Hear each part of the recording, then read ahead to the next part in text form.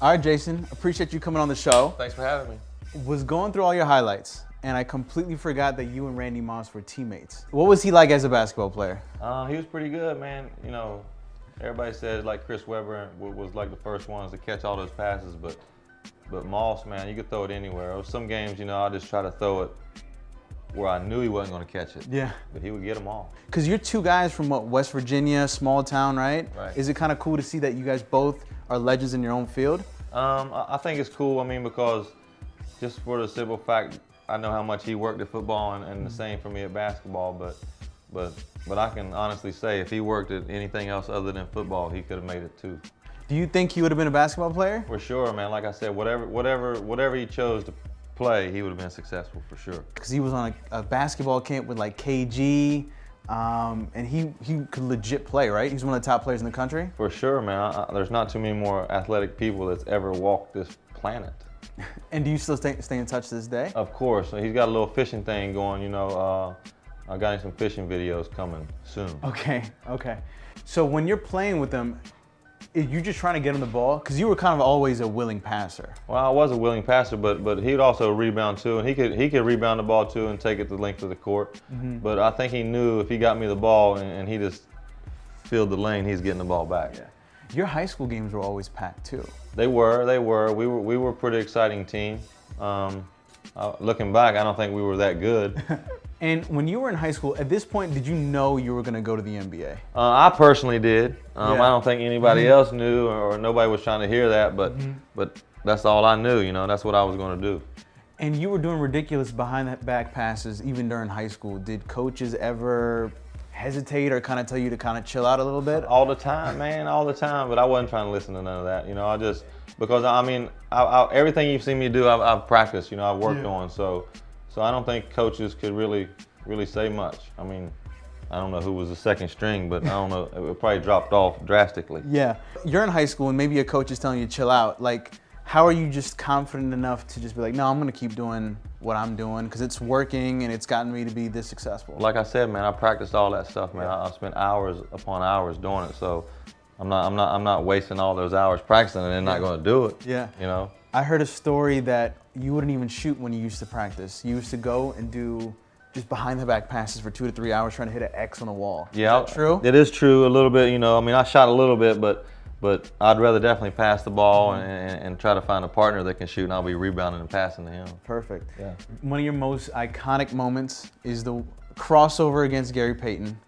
Walk me through this. You get the steal, and then what are you doing from here? Well, if you can pause it. Yep. The play before that, I came down and I probably shot one from like 30 feet and made it. So people don't really see, they have no idea about that play. So this one was set up from the last play. Coming down, and he had to come up on me because he was going to get it, and it was just too late. As soon as he started leaning, I mean, if he wouldn't have tried to trip me, I think he might have fell forward. That's what I was gonna ask. So he tried to trip you after when he got got? Well, that's what it looked like. But that's my man GP. He didn't try to trip me, man. What did he say though? He didn't say anything after that really, but before that, bro, I was scared to death. I won't lie.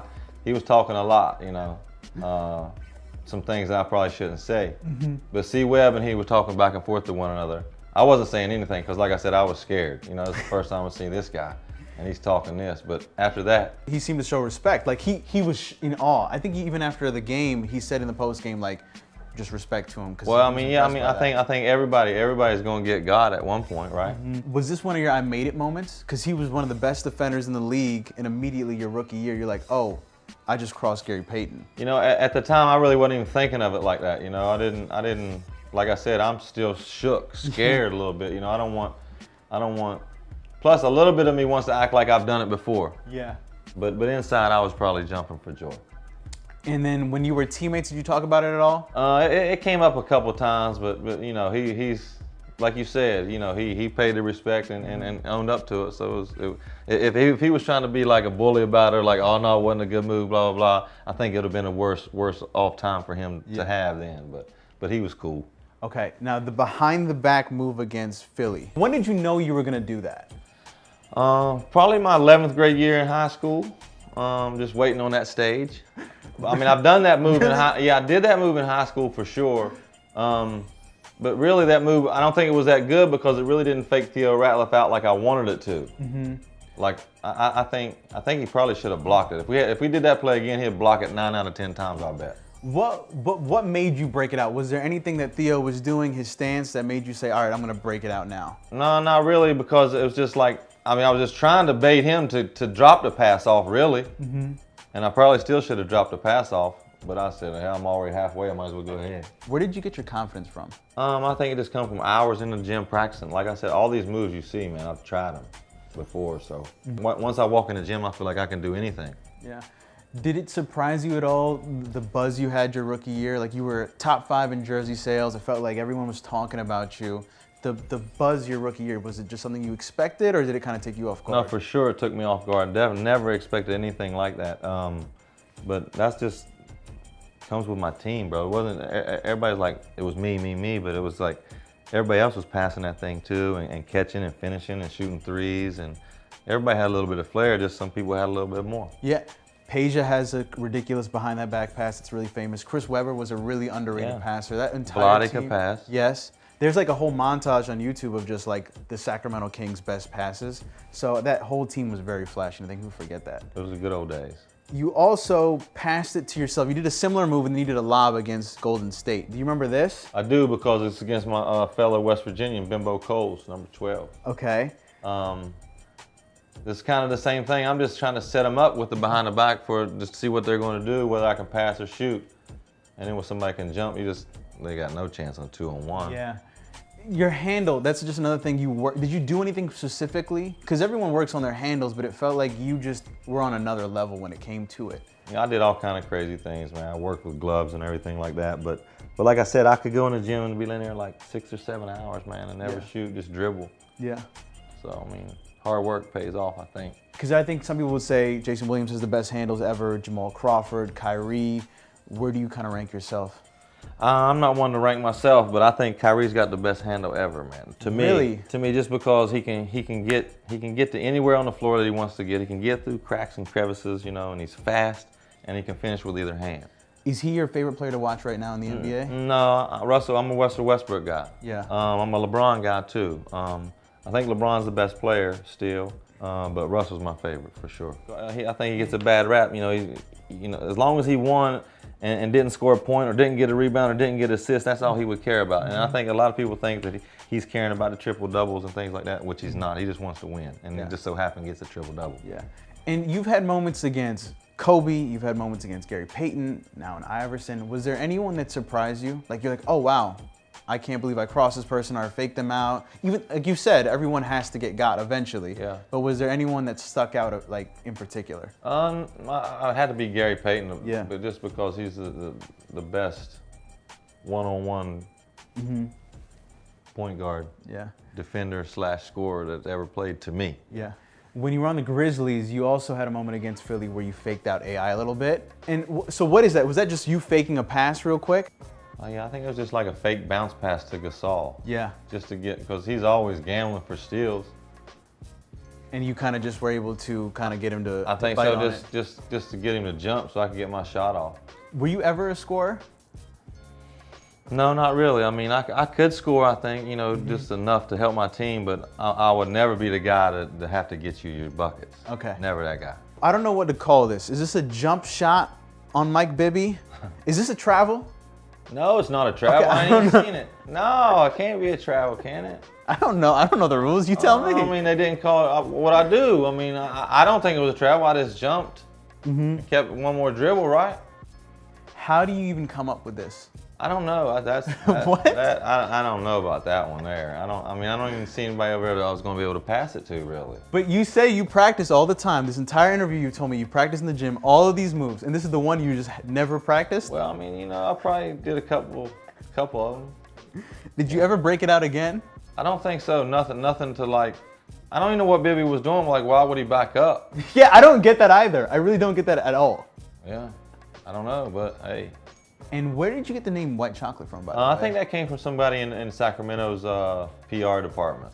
People was asking me all the time, does it bother me, this, that? No, it doesn't bother me a bit. I mean, I'm the word racism or anything like that is like so far from my vocabulary. You Yeah. know, I mean, I don't get into any of that. You know, I just go out and hoop, and people talk what they want.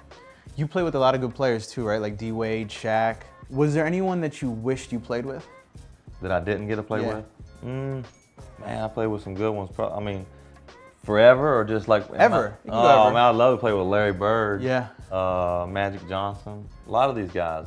Like my top five that I could be the sub one would be like Magic could be the one, Jordan would be the two, LeBron would be the three, and Larry Bird would be the four, and Shaq would be the five. Yeah.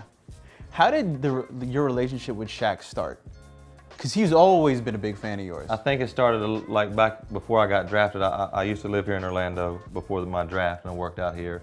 So we played pickup ball together, and I think it started there. You know, I think he saw the way I passed the ball a little bit. You know, I love to pass the ball, and obviously he likes to score. So I think Yeah. it started then, back in like '97. Oh wow. Yeah. I remember when he was in Miami, he said the best thing about you was that he could just put his hand up and the ball would just be there. Right. And Well- you would always be able to feed him. Yeah, well, it'd be repercussions if it wasn't. Yeah.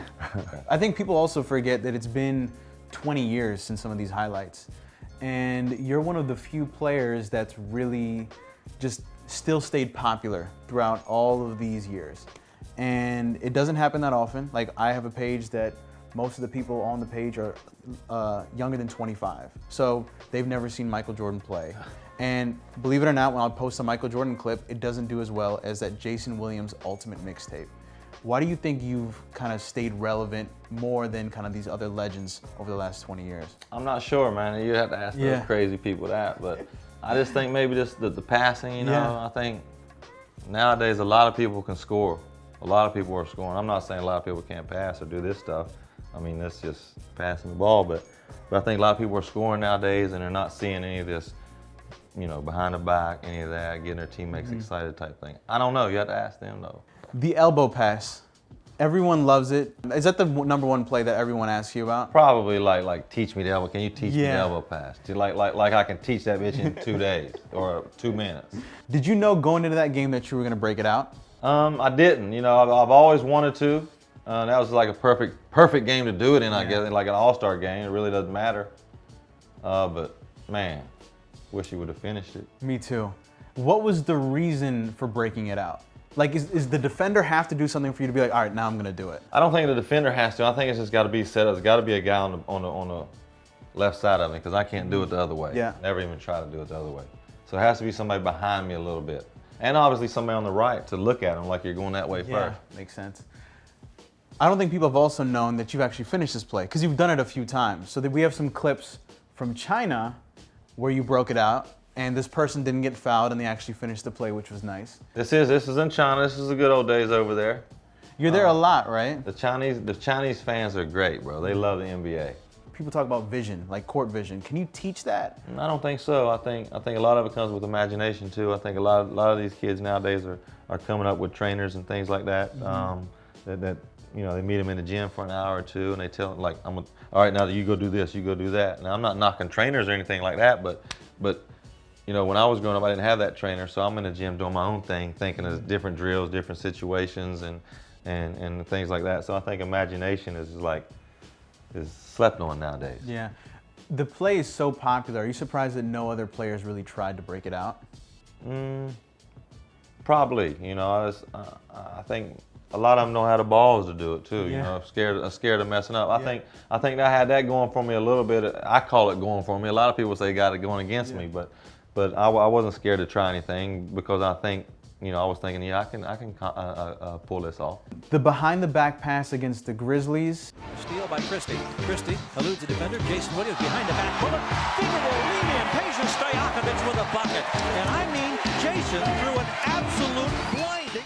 I think without Stojakovic being ready and having nice hands, I don't think it was caught. You know, because I don't think it was a very good pass. It was off target a little bit.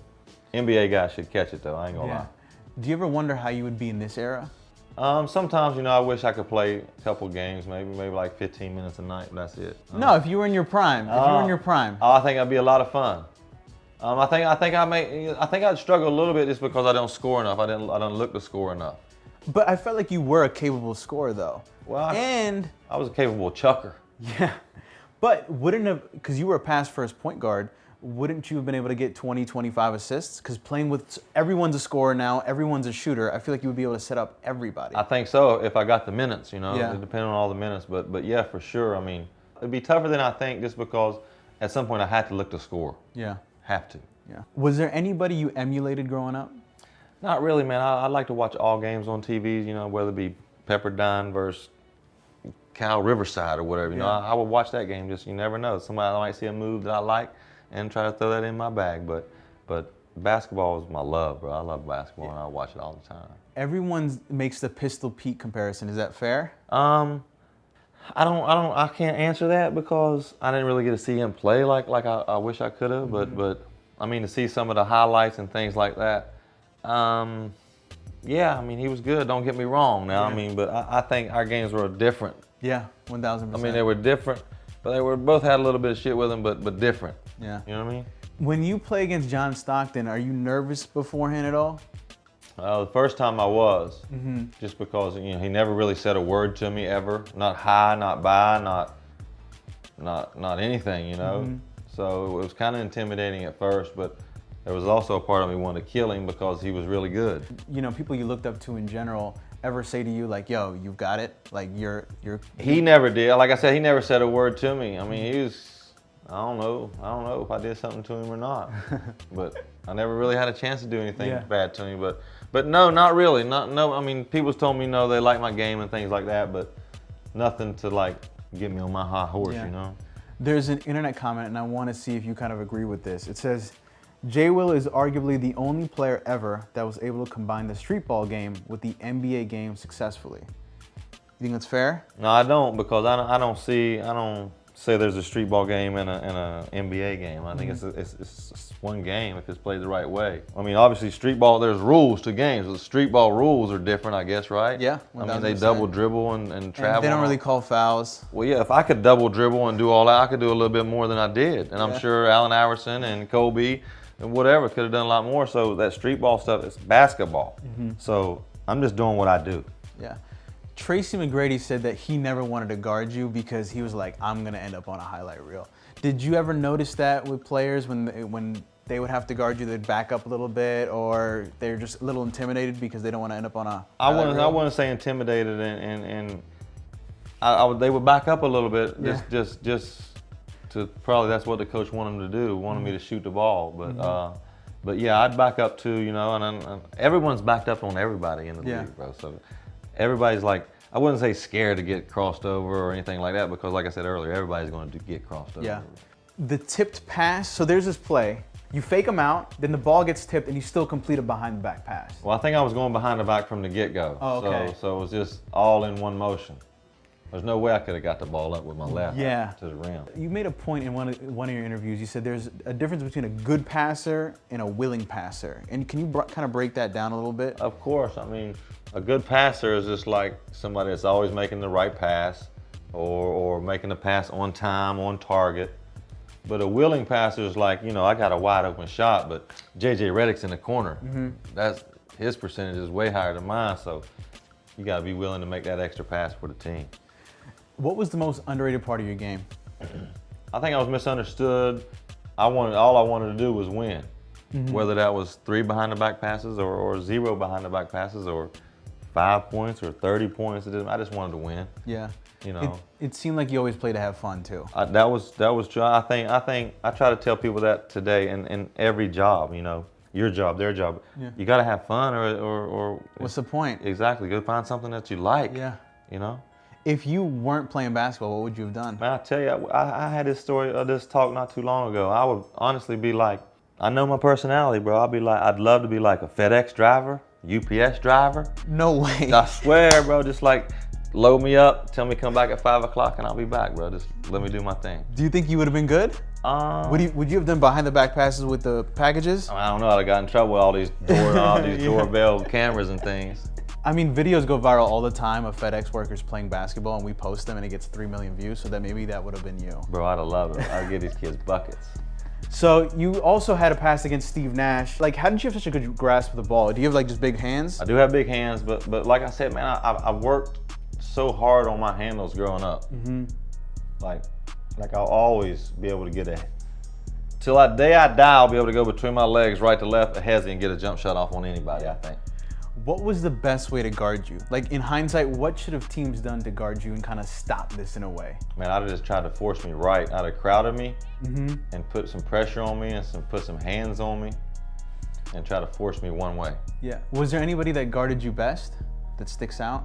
I don't think like one-on-one. Yeah. No, not really, because I never really got into like a one-on-one match. But like teams that I hated playing against were like Bo Outlaw, because their team would score a basket. Now his guy's bringing the ball in. He's denying me the ball. I hated that. Yeah. I want the ball and I want to go. You know, I hated that. And then like Brian Grant when he played for Miami, when they come off a pick and roll, they trapped the pick and roll. Yeah. And I'd always run my knees into his knees, and I hated that, man. I hated it.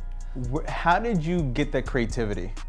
Like I said, I think earlier in, when I was in the gym by myself without trainers, just, picking the ball up, getting trapped at half court, things like that, just like put myself in all types of different situations. You have a one-handed pass against the Pacers, and I found out from Nick, who's here with us, that it's not your favorite pass against the Pacers. No. Well, I mean, that was kind of set up pretty easy. I mean, no one was even guarding Corliss. Yeah. Is this is your favorite highlight ever? Yeah, that's top 2, 3 for sure. I saw the whole thing happen. As soon as I got the ball, I think there was 3 guys in front of me. And I knew I was going to be able to get past them. And if all Vlade had to do was just keep running, and he did. Yeah. So I just threw it through there, and I wanted them two to bang into each other, been better. If like Rose and Smith would have banged into each other. But Jalen Rose is my guy, though. You know what sucks a little bit, though? Because in this era, everyone's highlights can be cut within minutes. And now it's just so hard to go to 1999, 2000. Those clips are hard to get on YouTube. So I wish you kind of played in this era, because I'm sure we would have even more moments like this. Trust me, bro. I wish I played in this era too. Trust me.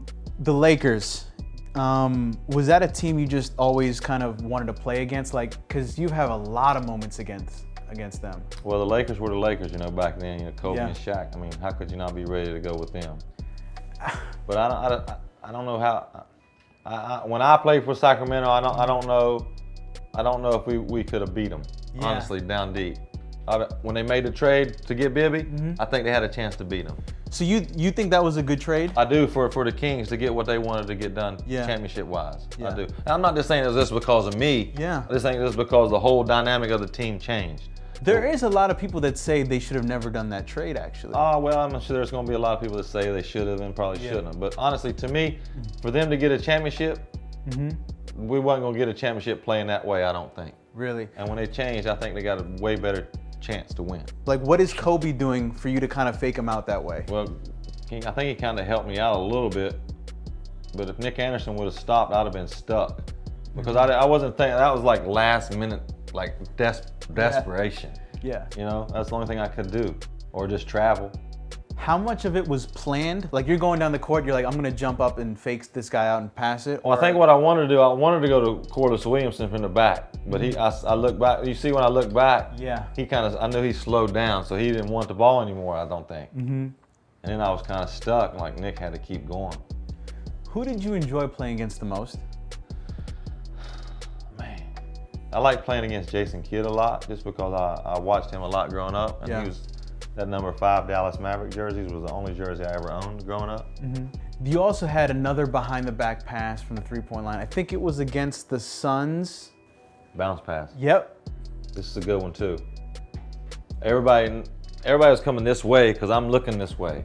And C. Webb's going the opposite way. I don't even think he was ready for the ball. Where do you rank this in terms of kind of the This best play here? passes? Yeah. Man, this is up there. Because this is near the 3-point line, and just the ability to fake everyone out, and just also the opportunity to do that. The crispness of that. Yeah. Dang, that thing is crisp. Rondo has this special behind the back fake, and I didn't realize you did something similar. Deadlift shrimp. He asks me about it every time he sees me. Really? Now, granted, we probably see each other once every 8 years. You did it even in high school, though. Yeah, like I said, man, I did all this stuff. Yeah. Teammates also said they never knew when to be ready. They would say to themselves that there's no way he's gonna be able to pass the ball from here. Yeah. And you were able to pull it off time and time and again. And this is a good example of that, because you hit Vlade in the face. I probably should have shot the ball. He always got mad at me. Really? Yeah, he did. Why? Just shoot the ball, man. That's what you say. Just shoot the ball. Does this remind you of the Rondo move at all? It does. Is it the same move? I think maybe sometimes he brings his like way back around a little bit. Yeah. And how often would you break this out? It's a pretty effective move because, like I said, my hands are so big I can do it and still pass the ball pretty good with it. Yeah. You also have a poster dunk. Is this your only poster dunk? Well, it's probably the only one they caught on film. You know what I mean? I've got plenty. Okay. You know, we have to reach in the archives though. A This lot. was a foul too, and one. Your reaction. Yeah. I've never. I was mad at the coach before because the coach took me out early in the first half and then put me back in with like 2 minutes to go or something like that. Yeah. I didn't want to go back in.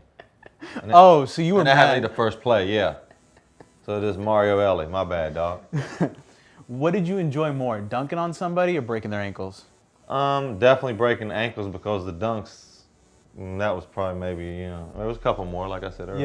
Yeah. You have an ultimate mix that always goes viral. Have you seen this before? Probably once. What was your favorite move? Because you're going crazy right here on this play too. Yeah. Oh man, favorite one, man, it's got to be a pass of some sort.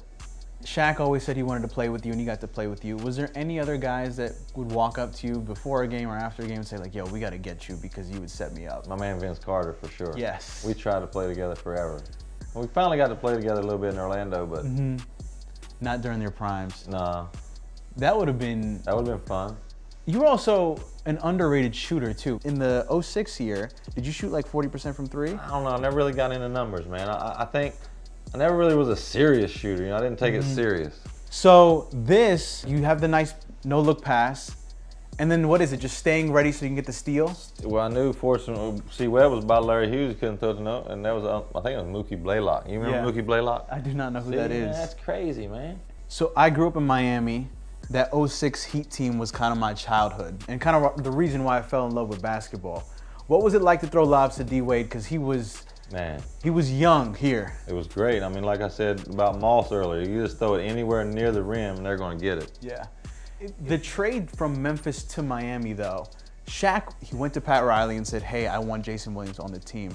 Was he in communication with you like, yo, I'm trying to get you onto the Heat? For sure. I mean, we live next to each other here in Orlando, and he came over like the day before and was like, asked me if I wanted to play for the Heat. Yeah. I was like, well, sure, you know, get it done. I didn't think, you know, I always thought he was full of it, but he got it done. Yeah. Who was your favorite person to throw lobs to?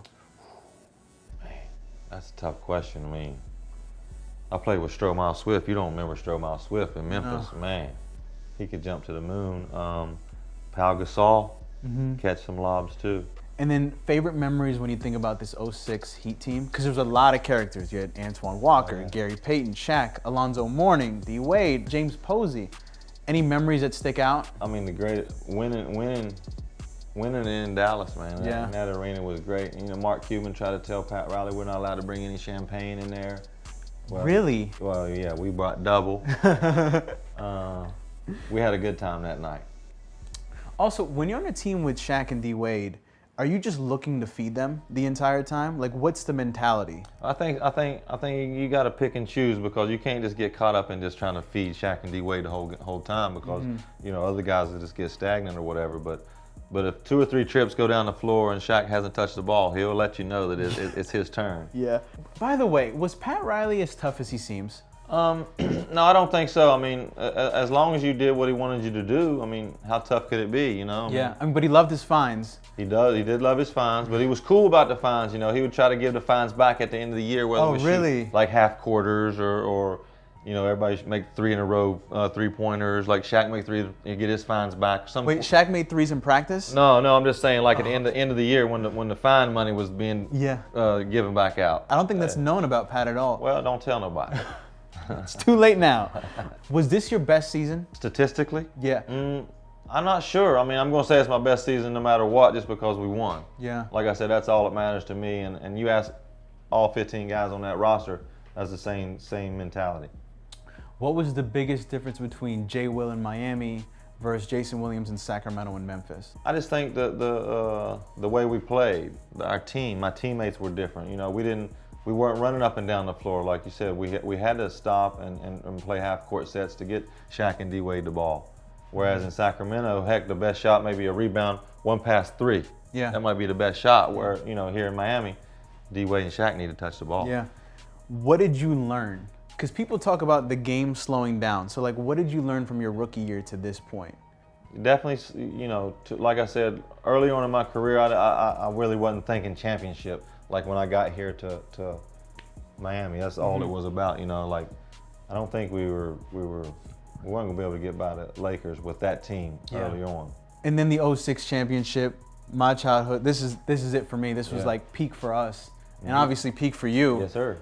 When you're down 0-2 though, I think most series, especially in the finals, feel over. For sure. What was different about your team, or did something happen that gave you guys confidence that you can come back? I don't think anything happened. I think it's just I know it sounds cliche, but we just got to get, when you're down 0-2, you got to get one win. Yeah. Whether it's at home or on the road, you got to get that one win. And once we get that one win, then it starts a little bit of momentum that way, and then God forbid we get another one. Yeah. And now it's just a 3-game series. And is it true that even though when you guys were down 0-2, Pat Riley said, we will win the finals in 6 games. We're going to win 4 straight, bring did. one suit, He bring did. one tie. Only let us bring one, and I don't even think we wore it. I think we all wore sweatsuits, to tell you the truth. But Pat Riley was real. And what was it like watching D-Wade go off like that?